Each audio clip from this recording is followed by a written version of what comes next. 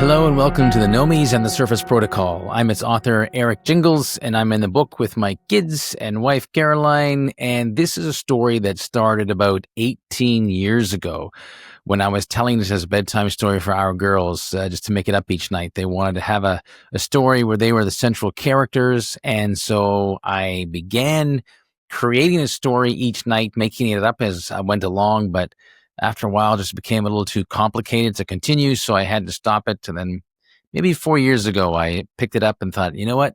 I'm going to write this all down, and I did. And this is the end result, the Nomies and the Surface Protocol.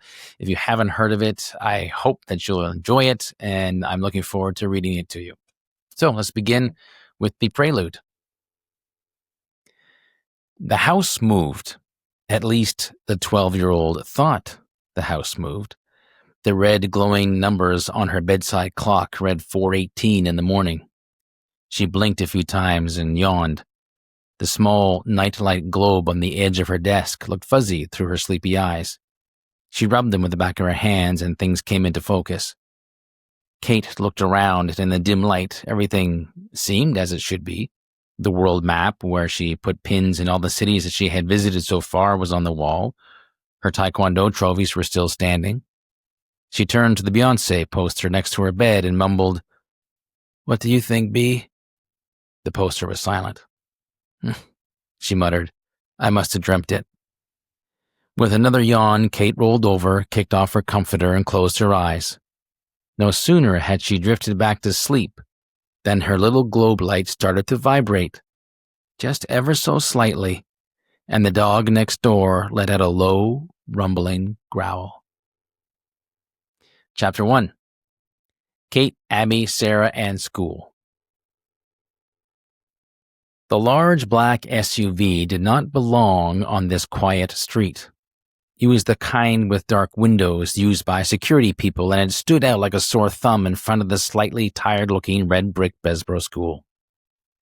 The vehicle was wedged in among the smaller cars whose drivers were looking for a bit of shade under the maple trees on this hot June afternoon. The occupants of the SUV weren't concerned about the heat, though. They had bigger things on their minds. Both wore a serious expression. Both wore very dark sunglasses, the kind welders wear, and both were silent. The big man in the passenger seat scanned the street up and down. Meanwhile, the driver, a very athletic woman with spiky silver-white hair, was focused on the two girls who were waiting for the bus in the heat of the schoolyard. The older girl was kicking at the ground, her back angled towards her sister, trying a little too hard to ignore whatever it was that her sister was doing. The younger girl dropped down and picked up a handful of dirt. "Hey, Kate, think fast." She pretended to throw the dirt at her, causing Kate to stumble backwards. A few older kids looked over and grinned, shaking their heads, and then looked away. "Really, Abbie?" Kate said, reaching around to straighten her ponytail, her voice not coming out quite as flat as she had hoped. "Smarten up." "Oh, come on," Abbie replied, looking over at the other kids. "Who cares what they think?" Though she would never admit it, Kate wished she had more of her sister's confidence. Differences aside, it was easy to tell the two girls were sisters. For one, they had the same amount of freckles, or as their mom liked to call them, angel kisses.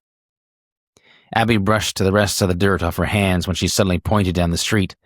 The woman in the dark SUV stiffened and followed Abbie's finger with her gaze. She tightened her grip on the wheel. "Hey, that's Sarah," Abbie cried. Kate looked to wherever her sister was pointing, and sure enough, she could see the little blonde pigtails and freckled face of her younger sister peering through the window of the approaching school bus. "What's she still doing on the bus?" Abbie asked. "I don't know." "She probably forgot to get off." "Sarah." Abbie shook her head and grinned. She liked the thought of someone else getting into trouble with her parents rather than her. Sarah was the youngest of the three girls and in grade 2. She talked a lot, had a great imagination, and loved to play with anything smaller, bigger, or the same size as herself, and she loved her sisters equally.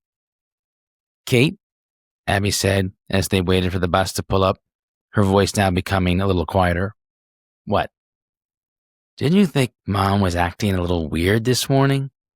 Kate thought for a moment. "Yeah," she agreed.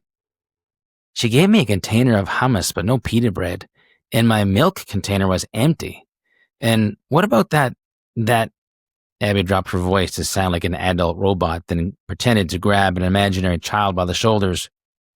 You girls have to look after each other. You have to stick together. Abbie started to laugh. What was that all about? She picked up a small rock and threw it unsuccessfully at the fence post by the school. Kate didn't find their mom's behavior as funny as Abbie did. Their mother was definitely acting weird, but weirder still was that their dad hadn't come to the school bus stop with them that morning. She couldn't remember a time when he hadn't. Their mom said he wasn't feeling well, but, he never got sick. Kate couldn't explain it, but she had a feeling, deep down, that something wasn't right, and that feeling had been growing all morning. Now, Lori, Sarah's afternoon bus driver, eased the big yellow vehicle up to the curb and yanked the door open with a pull of the lever. Kate and Abbie knew Lori. She used to be their bus driver when they were Sarah's age.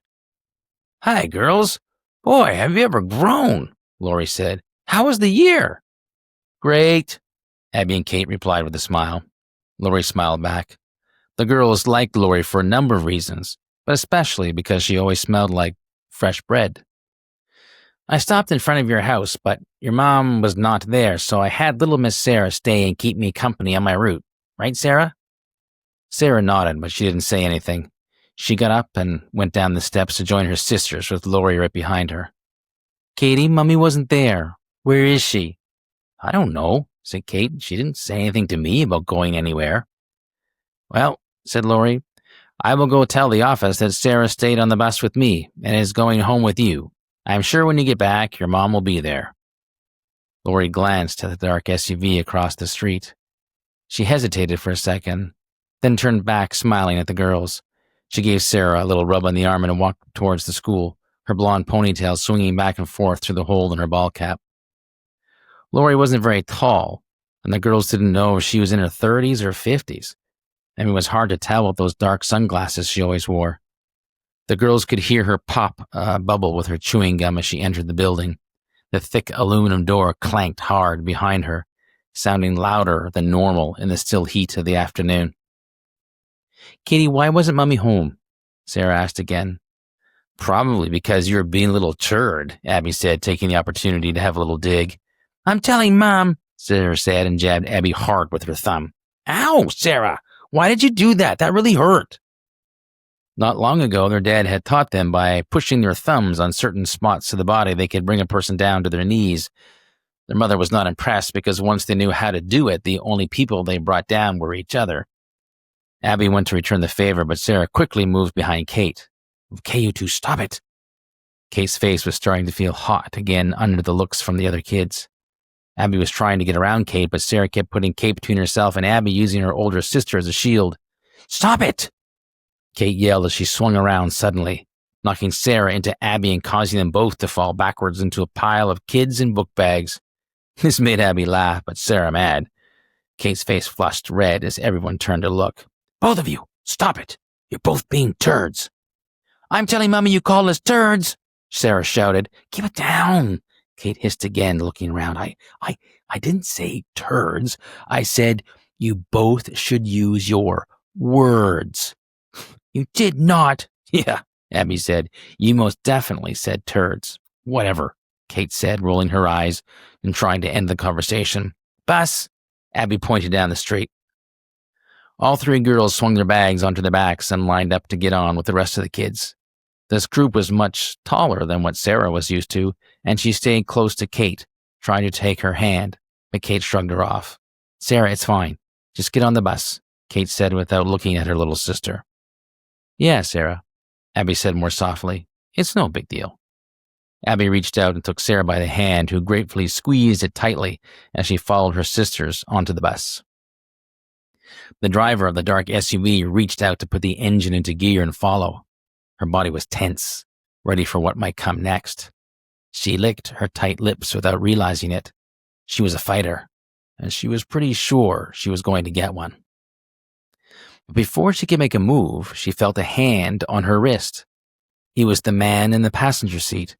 He motioned forward with his head. Looking up, the driver saw that a police car had pulled up in front of them, blocking their way. A dark SUV with tinted windows, sitting outside the neighborhood school for most of the day, hadn't gone unnoticed. Now there was an officer approaching her door and another coming up on the passenger side. The driver ground her teeth and gripped the wheel even harder. Well, I hope you enjoyed that chapter. There are plenty more to go, so make sure to like and subscribe so that you don't miss what's coming up next. There's a lot more to come. And if you are enjoying it, by all means, feel free to share this with your family and friends so that you can watch and listen together. I'm EriK Gingles, the author of The Nomies and the Surface Protocol. Thank you so much for watching, and I'm looking forward to seeing you next time.